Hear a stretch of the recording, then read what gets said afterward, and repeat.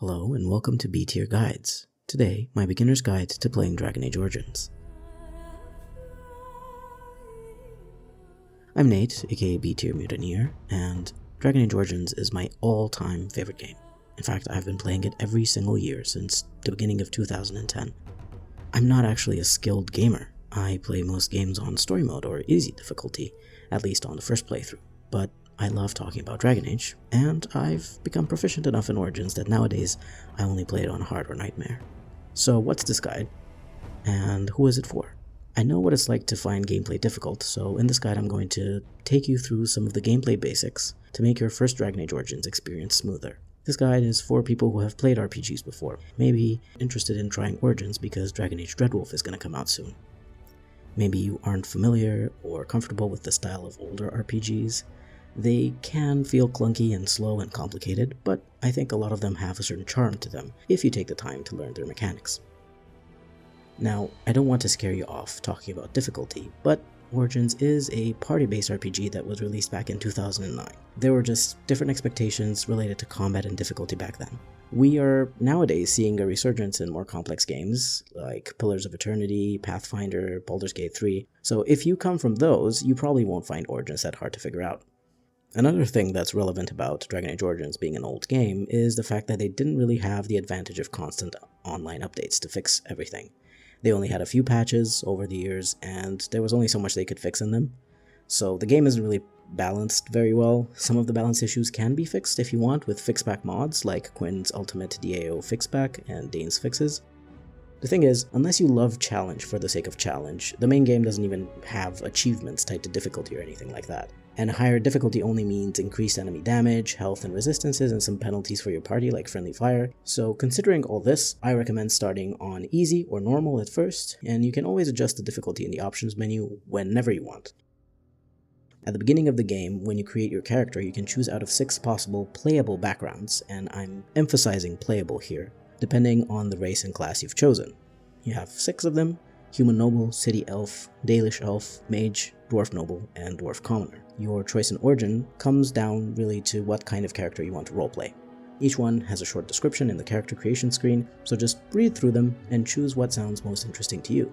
The best thing about these origin stories is that they immerse you in the world by showing you a very specific pocket of the world, a specific set of circumstances which color your characters and your perspective on the larger world.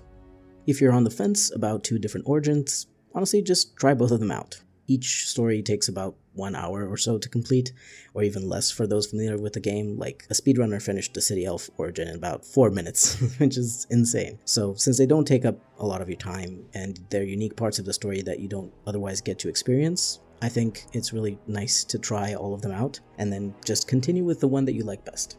Not only will you get a better grasp of the world and its characters, but you also learn combat and how it works in different circumstances, because you're going to have different starting abilities, different companions, and you're going to fight different enemies. Getting into the actual mechanics of the game, let's talk about attributes and how to allocate points for each class. You have 6 attributes: Strength, Dexterity, Willpower, Magic, Cunning, and Constitution. Starting off with Warriors, they need Strength, and then as a secondary attribute, either Dexterity or Constitution.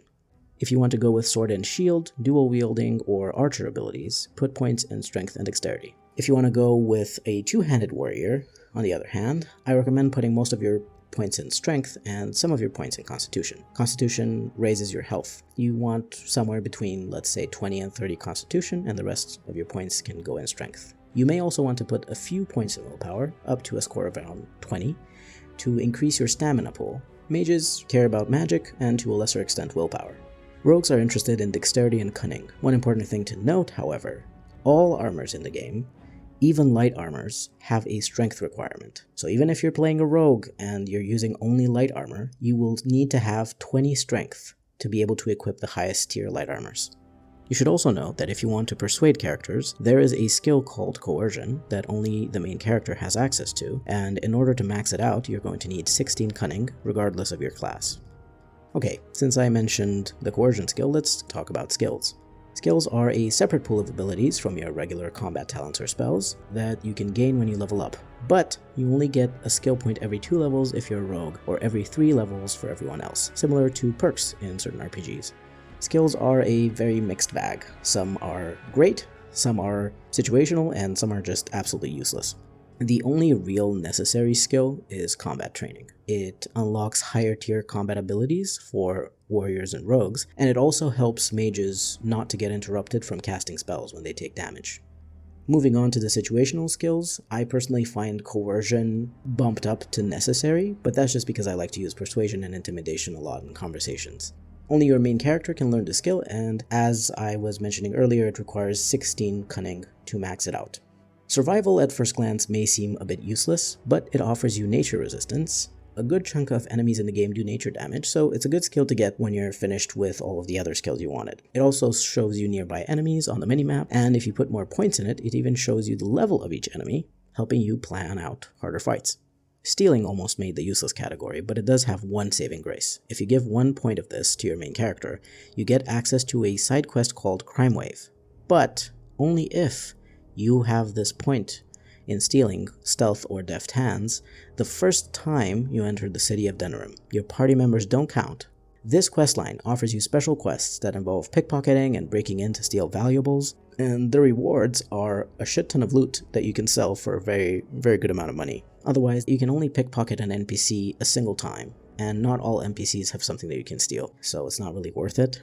I don't recommend trying out crafting very much in Dragon Age Origins further than the beginner level of herbalism and poison making. You need a bunch of different and more expensive ingredients, as well as to buy recipes from various merchants to craft the advanced stuff, and you don't really need it. And now, the useless skills. Trap making doesn't need to be mentioned at all, because no one uses traps, ever. And the tactics skill, it's not useless per se, but every character already gets tactics slots from leveling up, and they're usually enough for having decent AI. Know that you won't be able to max out all of the skills in the game. The level cap in Dragon Age Origins is 25, and you may reach that if you do most of the side quests and DLC content, but otherwise you're going to be around level 20. You don't get that many skill points per playthrough, so make sure that when you do get a skill point, you invest in the important skills first. I'm not going to talk about specific abilities, because that's not very beginner friendly, and I also don't advocate for min-maxing, especially not in your first playthrough, so just experiment and see what you like. But I do want to give a few general tips. Crowd control, CC, and AoE, area of effect, abilities are great. But keep in mind that enemies can also CC you and affect multiple party members at once, so try to find ways to protect yourself against some of those effects and spread out your party. Defensive abilities may not seem all that useful at first, but I do recommend getting at least 1 or 2 per character, more for a tank. I've mentioned tactics when I mentioned the skill. What are those? If you've played party-based RPGs before, you're probably familiar with being able to set up AI behaviors, or tactics as they're called here. It's where you have the ability to tell your party members how to act independently, usually in combat, without you needing to micromanage everything they do in real time. You don't have to feel overwhelmed by the many options that are presented to you in the tactics menu. There are actually presets that you can choose from, and they're pretty good. I recommend these presets. Defender is a great preset for tanks, both for sword and shield and two-handed warriors.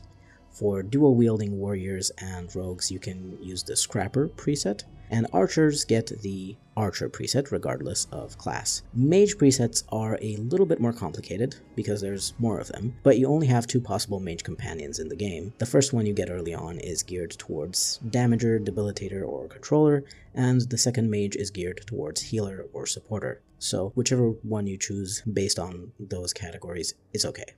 If you don't necessarily want to use tactics and you like micromanaging your team, you like switching from character to character, that's also totally fine. As this is a party-based RPG, party setup is something that I have to talk about. It's not really a problem, it's not really that important. I do have a couple of pieces of advice. One is to have at least 1 ranged character, either an archer or a mage in your party, because going in with 4 melee characters means that the fight is going to get way too crowded, and your characters are going to spend most of their time struggling to maneuver around each other instead of attacking the enemies. Very frustrating to watch. Mages make the game much easier because magic is kind of overtuned, but don't feel obligated to take a mage with you, it's okay. And finally, I recommend taking a rogue with you because they're the only ones who can open locked doors and chests, and you're going to miss out on a lot of loot if you don't have a rogue.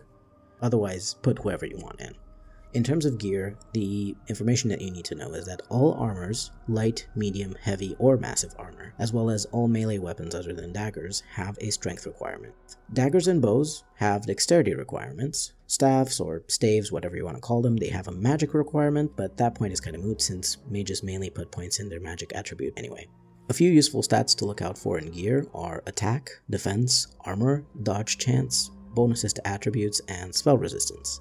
If you're looking to buy items, expensive items are usually better, but obviously it depends on their stats and how it fits with your character. But don't think that you have to buy all of your good gear from merchants. You're going to find plenty of powerful stuff from just exploring and doing quests. Particularly, items from the DLCs tend to be more powerful than a lot of the base game gear.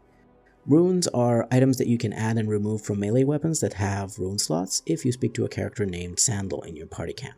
They're nice to have, but they're not essential by any means. Very important note, the ability and item hotbar on the bottom of your screen can be expanded if you click on the edge of it and drag it all the way to the right, so that lets you have a lot more space to put any abilities you want down there, as well as any consumables like potions, poisons, grenades, so that you can have easy access to them during combat. One of the most important things to know about Dragon Age Origins is that unlike other more recent RPGs, there is a limited number of enemies in the game. They don't respawn, so you can't grind your way out of a bad build. This, in my opinion, makes for more interesting gameplay because you have to think more strategically about the choices that you make. But it can also be quite frustrating at times if you've made a few too many wrong decisions throughout the game and there's no way to respec, or you went to the wrong area, enemies are too powerful, and you're stuck until you finish that particular quest. Because of this, I highly recommend keeping multiple save files, particularly before you start each main quest. The mages and the dwarf quests are the ones to look out for. The first time I played through the game in 2010, I made the mistake of going to Orzammar, the dwarven city, too quickly in my playthrough, and I got stuck on a difficult boss fight for a very long time. I only had one save file, that was my big problem, so I had to fight my way out. Another recommendation due to this unfortunate incident is do not go to Orzammar until you've finished at least a few main quests, or you're at least level 14 or so. And why am I saying until you're level 14 or so? Because enemies don't fully scale with you. Each area that you can visit has a level range for enemies, and certain areas, such as Orzammar and the city of Denerim, have a quite high level range, and so you should wait a little bit before going to explore those. Another good piece of advice is if you get stuck on one of the puzzles in the game, just look for a walkthrough. Don't feel the need to rush the main story. Other than the first village called Lothering that becomes unavailable after you finish a main quest, you can pretty much go anywhere on the map whenever you want, and do as many side quests as you want with no negative consequences. So take your time, do the quests you're interested in, talk to your companions, explore the world, enjoy yourself. I hope you found this beginner's guide to Dragon Age Origins useful. If you still have questions, pop them in the comments and I'm going to reply directly, or I'm going to make a video about it, or both. If you want to understand the game more deeply, be on the lookout for my other Dragon Age Origins videos coming soon. Until then, this has been B Tier Mutineer. Thank you very much for watching, and I'll see you next week.